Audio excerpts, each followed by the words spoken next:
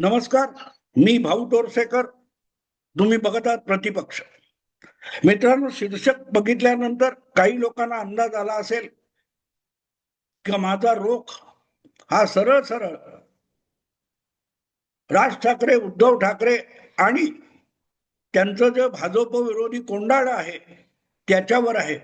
कारण 2-3 महिन्यापूर्वी एक सत्याचा मोर्चा काढण्यात आला होता आणि त्यामध्ये भाषण करताना महाराष्ट्र नवनिर्माण सेनेचे संस्थापक नेते राज ठाकरे यांनी एक गाडीभर कागद आणलेले होते.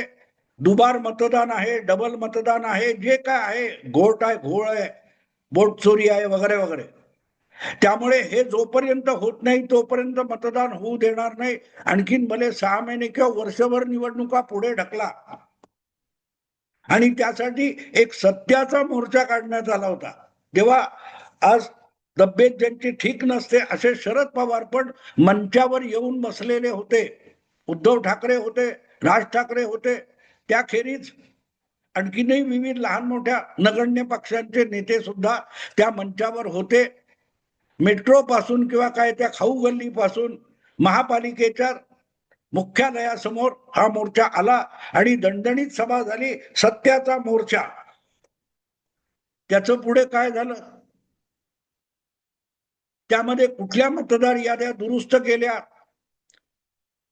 राज ठाकरेंच्या धमकीचं काय झालं? गुपचूप सगळेच्या सगळे जेव्हा वेळापत्रक जाहीर झालं तेव्हा कामाला लागले, इन्क्लुडिंग राज ठाकरे यांची महाराष्ट्र नवनिर्माण सेना. आणि मला आठवतं त्याच मोर्चामध्ये, सत्याचा मोर्चा या मोर्चाच्या मंचावरून उद्धव ठाकरे यांनी धमकी दिली होती की आम्ही असल्या मतदार यादीच्या विरोधात कोर्टाचं दार ठोठावणार आहोत. पुढे काय झालं? दारापर्यंत पोहोचले नाहीत की कितीही वाजून दार ठोठावलंच गेलं नाही की ठोठावलेलं दार उघडलंच नाही. कारण आजपर्यंत तरी माझ्याकडे अशी बातमी नाहीये की महाराष्ट्रामध्ये जे दुबार तिबार काय असतील मतदार यादीमध्ये नोंदलेले ते हटवण्यासाठी उद्धव ठाकरे हे कुठल्याही कोर्टात गेलेत अशी बातमी माझा तरी बघण्यात नाहीये. उलट आपल्या भावाच्या घरी गणपतीसाठी जाणं किंवा त्या भावाने यांच्या वाढदिवसासाठी यांच्या घरी येणं, कधी मावशीला काकीला भेटायला जाणं किंवा बरेच दिवस बऱ्याच वर्षांनी गप्पा मारल्या नाहीत म्हणून एकमेकांच्या घरी जाणं हे जोरात चालू होतं. पण दुबार तिबार मतदार जे यादीत आहेत ते बाजूला करणं आणि मतदार याद्या शुद्ध करणं यासाठी उद्धव ठाकरे, राज ठाकरे यांनी काय केलं याची कुठेही बातमी नव्हती. हा, ते लवकरच महापालिका जिंकणार, महाराष्ट्राच्या राजकारणात परिवर्तन होणार हे सांगणारे अब्दुल्ला मात्र मिळेल त्या वरातीमध्ये नाचायला लागलेले होते. बेगानी शादी में अब्दुल्ला दिवाना. तर असे अनेक अब्दुल्ला गेले 4 महिने 6 महिने मिळेल त्या दिसेल त्या वरातीमध्ये रोंबा सोंबा नाचत होते. पण जसं वेळापत्रक जाहीर झालं तसे सगळेच्या सगळे कामाला लागले आणि राज ठाकरे आणि उद्धव ठाकरे यांनी आपापल्या पक्षांमध्ये युती करून लढायचं. तर जागा कुठच्या कोणाला पाहिजेत यावर घोळ घालत घालत घालत 30 डिसेंबर म्हणजे अर्ज भरण्याच्या शेवटच्या तारखेपर्यंत वेळ काढूपणा केला आणि सत्याचा मोर्चा होता तसाच बारगळला. पण दरम्यान माध्यमातले अनेक गवंडी हे ठाकरे बंधू आणि ठाकरे ब्रँड यांच्यासाठी पत्त्याचा बंगला बांधण्यात गर्क होते. ठाकरे ब्रँड आणि ठाकरे बंधू एकत्र आले की केवढा महाराष्ट्रामध्ये राजकारणात चमत्कार होणार आहे त्याच्या बातम्या रंगवण्यात इतके गर्क झाले होते की आपण बांधतोय तो बंगला सिमेंट कॉन्क्रीटचा नाहीये, दगड विटांचा नाहीये, त्यात चुना पण नाही, वाळू पण नाही. हा टिकेल का? एक मोठी झुळूक आली तर कोसळून पडेल का याची फिकीर असल्या बातम्या रंगवणाऱ्या त्यांच्या फाट पत्रकारांना नव्हती किंवा राज ठाकरे आणि उद्धव ठाकरे यांना सुद्धा नव्हती. बस मिंदे म्हणायचं, गद्दार म्हणायचं, पुढे काय? काहीच नाही. त्यामुळे पत्त्याचा बंगला उभा करावा, तसा ठाकरे ब्रँड हा मीडियातून उभा करण्यात आला, ज्याची सामान्य जनतेमध्ये कुठलीही जाणीव, माहिती सुद्धा दिसत नव्हती. आणि त्याचं प्रतिबिंब 21 डिसेंबर 2025 ला ज्या नगरपालिका नगर परिषदांचे निकाल आले, त्यातून त्याची प्रचिती आली. उद्धव ठाकरे किंवा मनसे, राज ठाकरे यांच्या पक्षांना कुठच्याही 288 नगरपालिका आणि नगर परिषदांच्या निवडणुकांमध्ये कुठलाही प्रतिसाद मिळालेला दिसला नाही. अर्थात त्यांनी प्रयत्न सुद्धा केले नव्हते, ते फक्त खळखट्याक करत होते. म्हणजे राज ठाकरे उद्धव ठाकरेंच्या घरी जायचे आणि मातोश्रीवर टकटक करायचे. अरे ही काच पडत नाही, खळखट्याक आवाज येतोय, आपल्या तोंडातून येतोय, पण काच तुटली म्हणून खळखट्याक होत नाही. मग उद्धव ठाकरे शिवतीर्थावर येत होते, परत खळखट्याक. काय झालं पुढे? आणि शेवटी युती सुद्धा जाहीर कधी झाली? ज्या वेळेला उमेदवारी अर्ज भरायची तारीख संपून गेली, तेव्हा जाहीर करण्यात आलं की आम्ही एकत्र आलो तर एकत्र लढणार आहोत. हा, पण कोण किती लढणार आहे? उद्धवच्या पक्षाला राज ठाकरे किती जागी पाठिंबा देणार आहेत, किंवा राजच्या पक्षाला उद्धव ठाकरे किती जागी पाठिंबा देणार आहेत, त्याबद्दल चकार शब्द बोलणार नाही, असं पत्रकारांना बजावण्यात आलं. जागा वाटप हे गोपनीय राखण्यात आलं. कारण सरळ आहे की ज्यांना तिकीट नाकारलं जाईल ते पलीकडे जातील, एकनाथ शिंदेकडे जातील, भाजपकडे जातील. कारण मुलं पळवणारी एक नवी टोळी आलेली आहे, तसं उमेदवार पळवणारी टोळी आलेली आहे. पण हे लोक विसरले की मुलं स्वतःच पळून जाणारी सुद्धा एक प्रवृत्ती अलीकडल्या काळात भरपूर सोकावलेली आहे. कोणी पळवून न्यायची गरज नसते, ही मुलंच आपलं घर सोडून पळून जातात. याचं भान या ठाकरे बंधूंना नसावं. आणि मग त्यामुळेच सत्याचा मोर्चा जसा बारगळला, तसा ठाकरे बंधू, ठाकरे ब्रँड हा पत्त्याचा बंगला बघता बघता आता ढासळताना समोर आलेला आहे. आणि पत्त्याचा बंगला बांधणारे आहेत अशा स्तुती पाठकांची तारांबळ उडालेली आहे. अरे असं कसं झालं? काल रात्री तिथे होता, एबी फॉर्म घेतला, अर्ज भरायला गेला आणि 2 दिवसांनी अर्ज मागे घेतला. काय करतोय? काय झालंय? डोंबिवलीमध्ये, एकट्या डोंबिवलीमध्ये महायुतीचे 20 का 21 लोक अविरोध निवडून आले. आणि कारण काय होतं? काय भाजपचे 15 आले असतील, एकनाथ शिंदे गटाचे 6 आले, 21 आले. असं झालंच कसं? तुमचे सगळे निष्ठावंत आणि तुम्हाला सोडून गेले ते गद्दार असतील, तर आता हा उद्योग काय आहे? तुमच्याकडे निष्ठावंत म्हणून तुम्ही ज्यांना तिकीट दिली त्यांच्या निष्ठा या कच्च्या सिमेंट सारख्या ढासळणाऱ्या होत्या, हेच अर्ज मागे घेण्यातून सिद्ध झालं. एका बाजूला तिकीट नाकारलेल्यांची नाराजी आहे आणि दुसरीकडे ज्याला तिकीट दिलं तो अर्ज मागे घेऊन फरारी झालेला आहे. काय निष्ठावंताची काय नवी व्याख्या तयार झालेली आहे की जो शेवटच्या क्षणी ऐन मोक्यावर दगा देतो तो सगळ्यात मोठा निष्ठावंत असतो. त्याला कुठलं शिवबंधन आणि गंडा दोरा उद्धव ठाकरे बांधतात माहिती नाही, की जो झगडून झगडून तुमच्याकडून तिकीट मागतो आणि आजवर निरपेक्ष वृत्तीने तुमच्या बरोबर राहिलेल्या कोणातरी कार्यकर्त्याला तिकीट नाकारायला लागतो. तुम्ही त्याच्यासाठी तिकीट नाकारता आणि तोच अर्ज मागे घेण्याच्या दिवशी तुम्हाला नाकारतो. मग कुठे त्यामुळे एकनाथ शिंदे यांचा उमेदवार अविरोध निवडून येतो, कुठे भाजपचा उमेदवार अविरोध निवडून येतो. हे यांचे निष्ठावान आहेत. काय गंमत बघा मित्रांनो. मित्रांनो, आणखीन एक गंमत सांगितली पाहिजे. अर्ज भरायच्या शेवटच्या दिवशी हळूहळू करत युत्या जमायला लागल्या, युत्या जाहीर व्हायला लागल्या. अशीच एक युती होती ती काँग्रेस आणि प्रकाश आंबेडकर यांच्या वंचित बहुजन आघाडीची होती.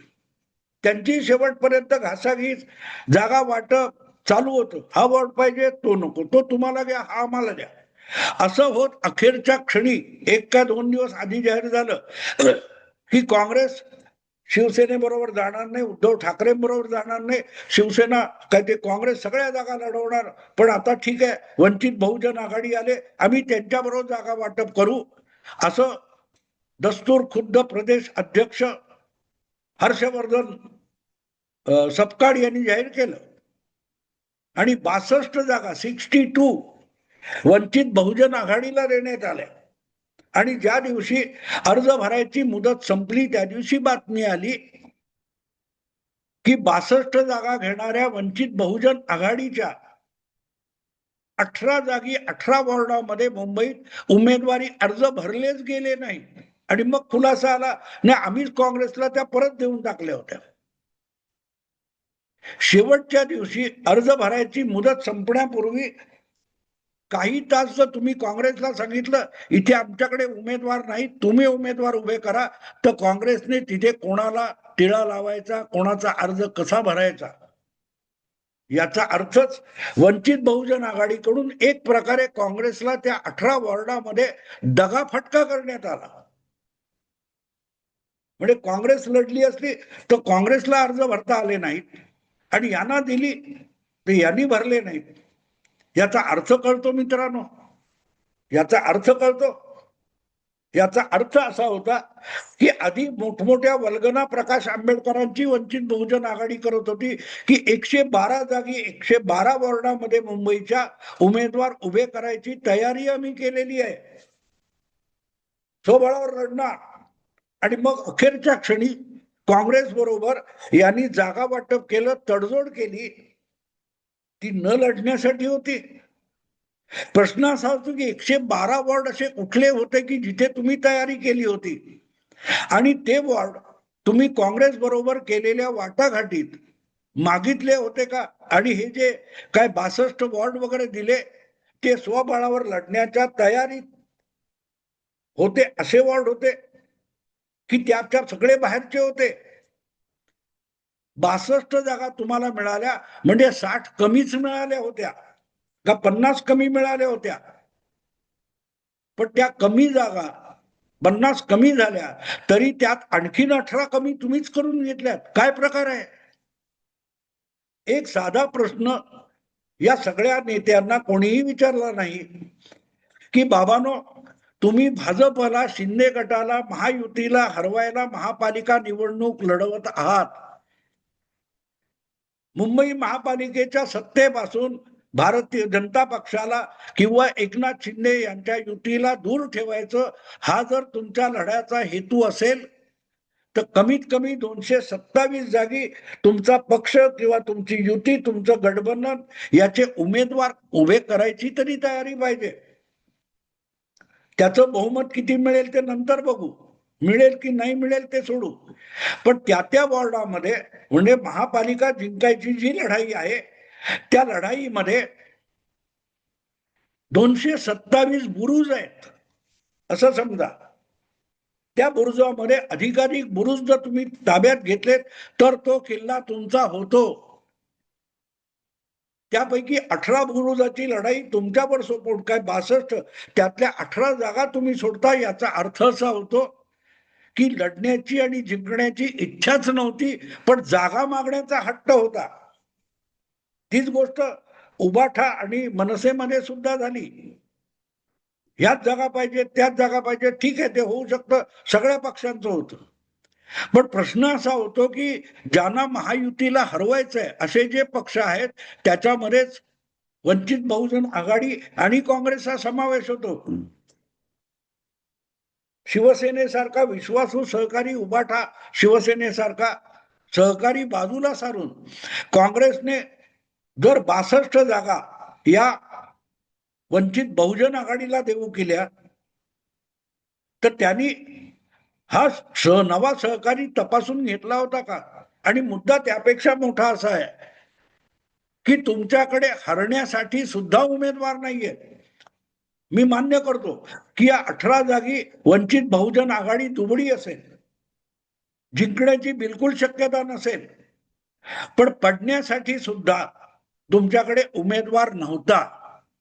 काय असेल 5,000 7,000 डिपॉझिट भरा आणि एक नाममात्र भरा, प्रचार पण करू नका, पण तुमच्या चिन्हावर, तुमच्या नावावर त्या विभागामध्ये 50 55 500 5,000 मतदान करणारा जो वर्ग आहे त्याला संधी तर उपलब्ध करून देऊ शकत होता तुम्ही.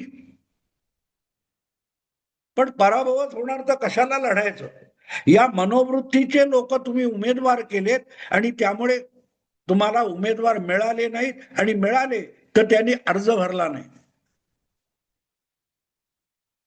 जेव्हा तुम्ही लढाईला उतरता तेव्हा जिंकण्याची हमी कधीच नसते, पण जिंकण्याचा तो प्रयत्न असतो आणि जिंकण्याचा प्रयत्न करून तुम्ही लढाईमध्ये उतरता तेव्हा पराभवाची शक्यता सुद्धा स्वीकारावी लागत असते. कदाचित आपण पराभूत होऊ आणि पराभूत झालो तरी परवा नाही, पण लढायचं.